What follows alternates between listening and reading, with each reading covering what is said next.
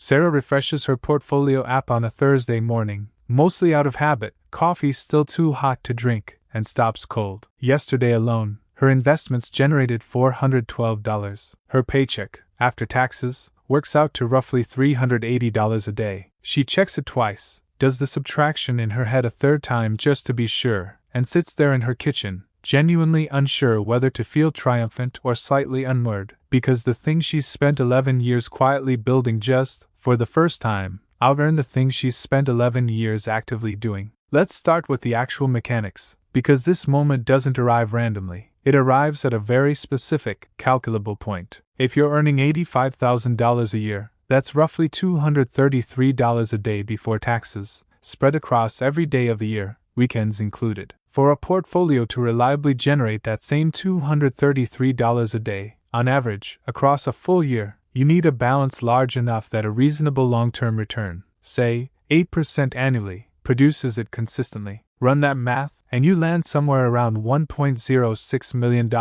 That number feels enormous from a distance. It stops feeling abstract the exact week you cross it, and starts simply being the number sitting in your account. Here's the part almost nobody explains properly. This crossover isn't a single dramatic day so much as it's a threshold your portfolio starts crossing more and more often, long before it crosses it permanently. Markets don't move in smooth, predictable daily increments. They lurch, they stall, they occasionally leap. Sarah's portfolio might out-earn her salary for 3 days running, then fall behind it for the next 2 weeks, then leap ahead again on a single strong Tuesday that makes up the entire gap in one session. The crossover is less a line you step over once and more a tide that starts washing over that line increasingly often, until, almost imperceptibly, it's washing over it most of the time, and only in hindsight do you realize the balance actually shifted months earlier than you consciously noticed. Let's talk about what this actually does to a person psychologically, because the emotional reality here is stranger than the arithmetic suggests it should be. For over a decade, Sarah's paycheck has been the primary evidence of her value, the number that told her, and everyone around her, that her time and effort were worth something specific and measurable. And then, almost overnight in relative terms, that number gets quietly dwarfed by a completely different number, one that has nothing to do with the report she stayed late finishing, nothing to do with the client call she handled well that particular Thursday. Her money, not her work, just became the dominant force in her own financial story, and metabolizing that shift takes considerably longer than the spreadsheet suggests it should. Here's where it gets genuinely uncomfortable for a lot of people at this stage. Once investments are reliably out-earning the job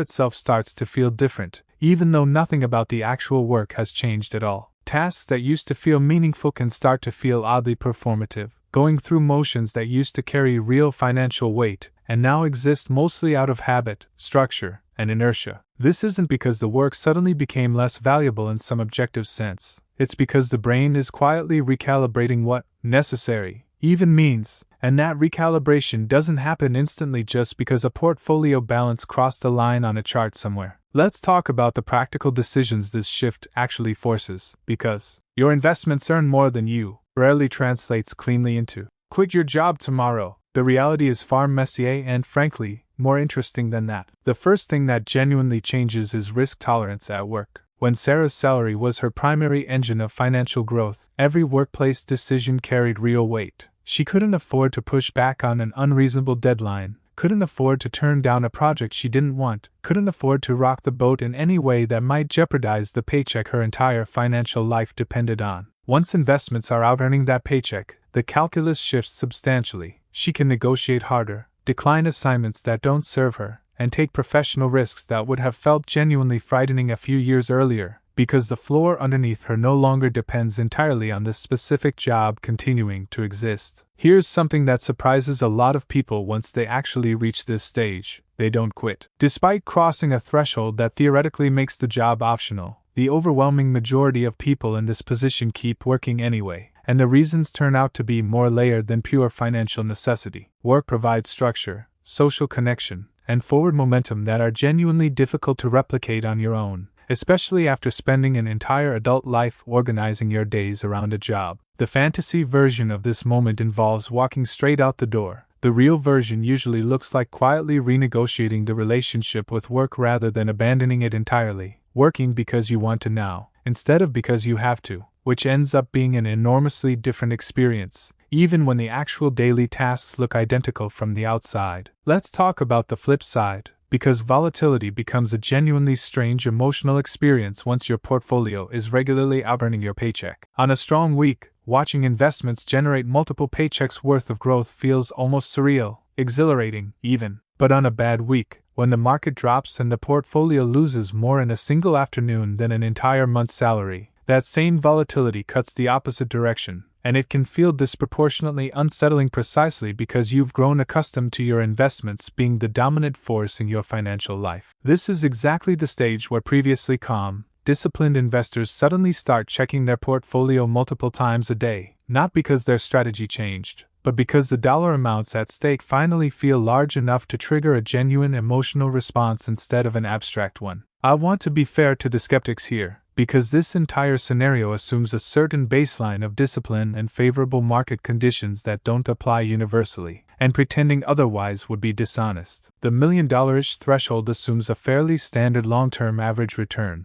and real markets don't deliver smooth, predictable growth on any kind of guaranteed schedule. There are entire multi-year stretches, sometimes even decade-long ones, where a portfolio barely grows at all, or shrinks meaningfully, and someone who crosses this theoretical threshold right before one of those stretches begins experiences something completely different from someone who crosses it right before a strong bull run. The crossover point isn't a guarantee, it's a probability that improves the longer your time horizon extends, and treating it as certainty for planning purposes would be a genuine mistake. There's also an inflation conversation worth having honestly, because the number that feels impressive today quietly erodes in real value over time, which means the same dollar amount of investment growth that feels significant now will feel proportionally smaller in 10 or 15 years, even as the portfolio keeps growing in nominal terms, simply because the cost of everything else rises alongside it. This is exactly why serious financial planning focuses less on hitting a specific dollar figure and more on hitting a specific ratio, investment income relative to actual living expenses,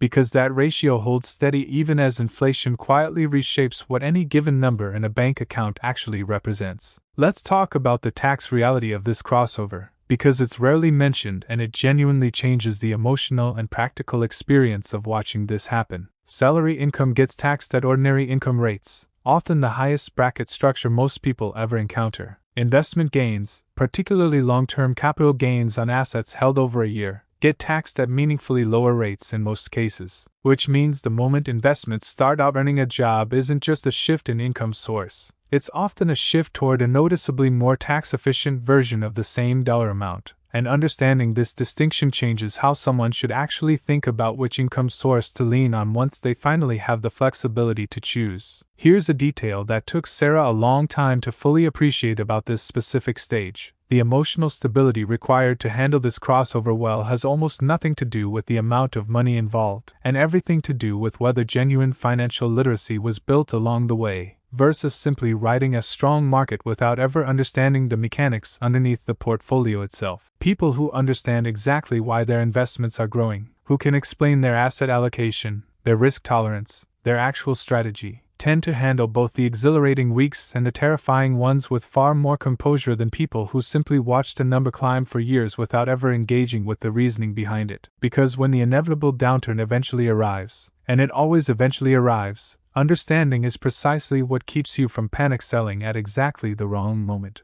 Let's talk about what changes in daily decision-making once this crossover becomes a consistent pattern rather than a lucky one-off week. Big financial decisions that used to require months of dedicated savings suddenly become questions of patience rather than impossibility. A kitchen renovation, a larger emergency fund, a down payment on a second property. These stop being distant dreams requiring years of grinding and start being decisions achievable on a much shorter, more comfortable timeline, simply because the investments are now generating enough on their own to cover a meaningful chunk of whatever goal is on the table. This is the practical, tangible benefit underneath all the psychological complexity, the actual freedom to make decisions on a timeline that used to feel entirely out of reach. And here's what actually matters most about this entire crossover. More than any specific number or threshold, it's rarely the dramatic, life-altering moment people imagine while they're still years away from it. There's no fireworks, no notification announcing you've officially made it, no external validation waiting on the other side to confirm that you've arrived somewhere significant. It's a quiet, gradual, almost anticlimactic shift, mostly noticed in hindsight, scrolling back through old account statements and realizing the balance of power between job and portfolio flipped months, sometimes years, before it was ever consciously registered. Sarah, sitting at her kitchen table with cooling coffee, staring at a $412 gain that briefly outearned her paycheck, isn't experiencing some dramatic finish line. She's experiencing the quiet, unglamorous middle of a much longer story, one where the machine she spent 11 years patiently feeding finally reached a scale where it stopped needing her to carry it, and started, almost silently, carrying her instead.